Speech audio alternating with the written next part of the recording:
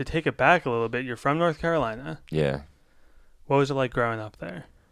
Um, it's just hot all the fucking time, and there's goddamn mosquitoes and shit. And I'm Cambodian, so I would be like mainly around like Cambodian folk, like out there. Like there's like a whole like portion of Lexington where it's just like a bunch of Cambodian people. It's like a little Cambodia town. Interesting. And we would go like there was like a Buddhist temple out there, and that's where like I spent like most of my childhood type shit. Um, like old folks would just be out there drinking beer and fucking playing volleyball and shit. Some Asian ass shit, to be real. And yeah, I would just like bring my board and I would like skate when I was there, and then like after a while I stopped going there, then like got into high school and shit, and like it was a pretty ratchet high school, like, and I didn't really fuck with it that much, and like there's a lot of people there now that don't fuck with me too, and but growing up there, it wasn't that bad. It could be worse. Were you in like the sticks of North Carolina, or you were more towards the beach? It's like an hour. Lexington is like an hour north from Charlotte, Oh, okay. so it's like kind of in the woods. Like Okay. the town, like literally you can get from like one end of the town to the other end in like 20 minutes. Yeah, by walking. So how many people were in this town? I think the population is like 20,000 or something. It's not bad. It's pretty decent, but there's a lot of tweakers and shit. So what was it like school, middle school, high school? What were you doing? Um, well, I mean, like I started like writing raps and shit when I was like just getting out of elementary school. Like I just like would write about random shit, and I would have these little journals in like middle school, and I wouldn't pay attention in class and shit, and I would get my fucking journals confiscated, and but like I was just a little shithead like most of the time. Like I didn't really fuck with the teachers. Like I'd get like fucking held after class, all that shit, and and then like after a while, like I just like stopped like really caring about it, stopped going.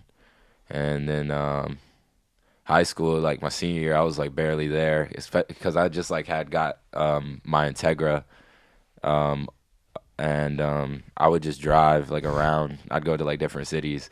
Oh I'd just be wow. bored. So did like you have a solid friend group, or were you a loner? Yeah, no, I had a pretty close friend group. It's Koa Castles.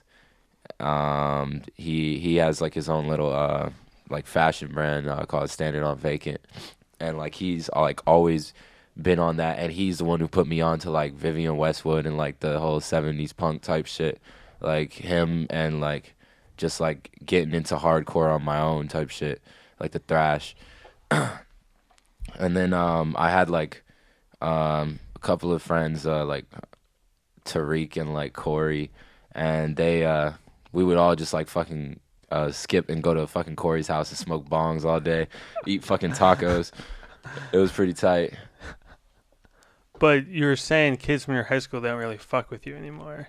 Yeah, nah, like it's just because like they were all like on some like hood trap shit, and like me, I was just like on some like by myself shit, just make music, don't really give a fuck about anything else. And it's always been like that, and that's, I mean, like I've never like been on no like gang shit or whatever, but like my uncle, like he kind of like put me into that. Like he had me like selling weed when I was in like high school and shit, but but eventually my dad caught me, and so like he put an end to all of that. Yeah, you rap about your parents. You rap about your dad. Yeah. What was it like growing up? Do you have any siblings? What were your um parents like? my dad, he just he's a really hard worker. Like he has been working in a factory since I was a kid, like even before that, to be real. Like my dad's from Cambodia. Like he moved when he was like 3, and he was just with my grandparents, and they didn't really know no English or nothing, and they were living in Virginia, and then moved to North Carolina, and my dad met my mom. And I don't really like talking about my mom like that, but my dad, he was really a big role in my life. I feel like. 'Cause- So your mom wasn't really in your life. not really, not really. She like chose other things than to raise me. I feel like. Oh well. Did you have any siblings growing up? Nah. I have like half siblings. I got like 2 half sisters and a half brother. Oh, okay. But I'm technically an only child, I guess. So how old were you when you started getting into hardcore music? And It was towards like maybe like 10th grade. Like I was just like on like the whole SoundCloud wave, and I thought that all that shit was cool. But then like I started listening to Cyber at the time, Syringe, yeah, and like Anti-World just kind of like put me on to like a bunch of harder shit, and it kind of like changed me. And like I started getting into the Sex Pistols and like 70s punk, like the thrash shit, like fucking Minor Threat, Circle Jerks, shit like that. And like ever since then, I kind of just been like listening to that because I don't really fuck with like the radio shit. I don't fuck with like the new shit. I just fuck with Anti-World and that. So were you listening? You said before that, were you listening to some SoundCloud rap? Like, were you into the underground scene? Yeah, I was like, I feel like it kind of went with like how the waves were, you know, like 2012ish, like there was like hip hop, boom bap and shit, and everybody was on that shit, and then the fucking SoundCloud rap shit came along, and then like now I guess it's like everybody's doing like the hardcore shit, but I actually plan to take this whole platform and just shift the entire thing, to be real. Like I have no intention of being like a follower. Or does that make me a follower for saying that? Wow, mind fucked.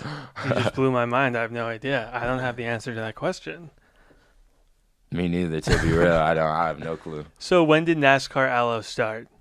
So like I basically was wearing like NASCAR Goodwill tees like all the time, and I was Young Aloe before, and I just thought the whole young shit was kind of lame after a while, and I was like, I'm gonna just be Aloe. But then like people like at school, like some of them like in my friend group, like because I was wearing them Goodwill tees, they would just call me NASCAR, and I was just like, I'll just put that in front of that, and that's kind of how the shit came along. And I guess it kind of helps that like my hair looks like a fucking aloe plant. As I get that shit a lot. And I never put that together. Interesting. I actually had green hair when I like first did spikes, and that's why it really did look like a fucking aloe plant. You know, I noticed the headphones. I didn't think about it, but they don't fit on your head. So Yeah, you're nah. holding this.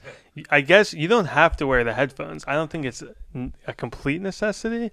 I think it's a little more comfortable to hear ourselves in the ear, but you don't have to wear it if you don't want. It feels better. There's a lot more thickness to the voice. Yeah, and like shit. it feels like we're on the radio right now. Yeah, It makes you a for little real. more comfortable. So you were listening to Cyber. Is that when you started going? Because it's interesting. If you scroll down your SoundCloud, Yeah. the first 2 songs, you haven't gotten rid of them yet. They're pretty much a completely opposite style than what you're doing now. They're way softer. So did you start making more soft, melodic, trappy music? That was during the whole like I guess like time where I thought like the SoundCloud music was cool. I was mainly just dating this one girl, and she kept making me listen to like SoundCloud shit. To like who? Huh? To like who? Like who? Like Tracy and like fuck. I don't even remember what I was listening to back then. Like Tracy was a big influence like back when I was like younger, and but that's why I was doing like a bunch of like melodic shit and like chopping screws and shit like that. But And you were like 16 years old, you know, so yeah, you're still finding yourself. yeah. But now I think I'm set in stone, and I know what I need to do like on this earth, like, and then I can just dip out. Are you gonna be here for a while, or I'm not really sure. Is it like a quick dip, or maybe a couple decades? Damn, decades? Fuck, Is I that don't too know long? about all that. Is that too long for you? I don't even know if I could do 1 decade. Damn, dude. Well, let's have a little chit chat after this, and we'll, sort all that out.